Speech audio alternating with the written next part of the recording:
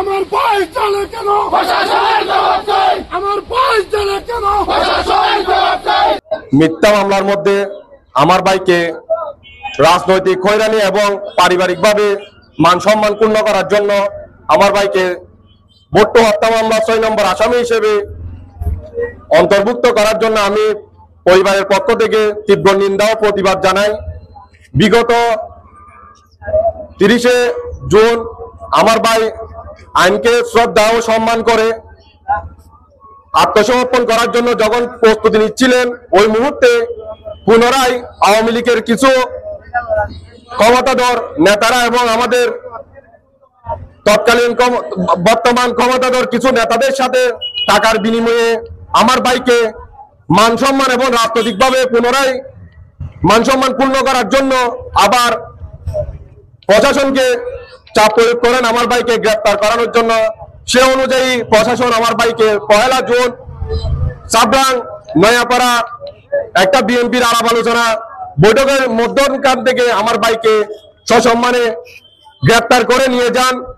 এই জন্য আমি তীব্র নিন্দা ও প্রতিবাদ জানাই। 2018 সালে অনেক দিন ধরে এই রাজপথে ছিল, এখন 2018 সালে প্রদীপ বাহিনী ওনাকে দাওয়া করে এই বাংলার মাটি থেকে উনি দুবাই চলে গিয়েছিল ওনার জান রক্ষা করার স্বার্থে।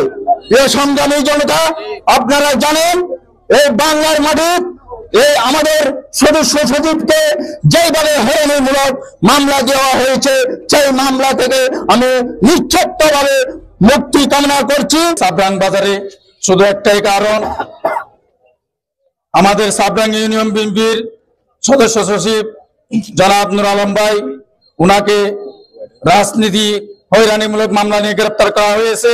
আমরা সেই গ্রেপ্তার থেকে কারাগার থেকে নিঃশর্তভাবে মুক্তি চাই। মিথ্যা ও হয়রানিমূলক মামলা আমি স্বেচ্ছাসেবক দলের সভাপতির পক্ষ থেকে নিন্দা ও প্রতিবাদ জানাই। উনি আসলে নির্দোষ, উনি কিছু জানে নাই।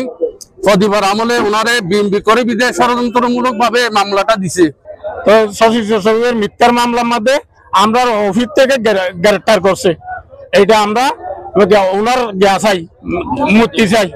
আর নুর আলম ভাইরে বিনা খুচুরে এই থানায় ধরলে যে মারার করছে মামলা বলে হয়, মারার করছে বলে মামলা হয়, মামলা দিয়ে দেয় ইয়ার প্রত্যাহার চাই। আর নুর আলম ভাইরে এই মুহূর্তে যাবি চাই।